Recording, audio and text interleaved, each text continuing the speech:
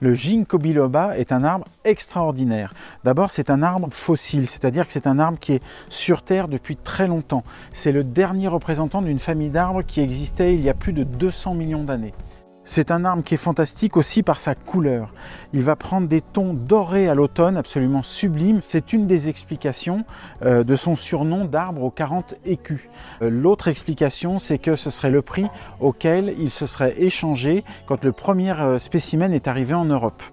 C'est un arbre qui va pousser lentement, qui peut atteindre plusieurs dizaines de mètres de haut, sauf ces variétés-là, qui sont des variétés naines et qui, au bout de 10 ans, ne dépasseront pas les 50 cm. Donc ceux-là sont extra pour être cultivés en pot, sur un balcon, sur une terrasse. C'est un arbre assez facile, il se plaît à peu près dans tous les types de sols, il craint les sols trop compacts, trop lourds, style terre argileuse, ça il n'aime pas trop, mais sinon pour le reste il s'en fiche un petit peu.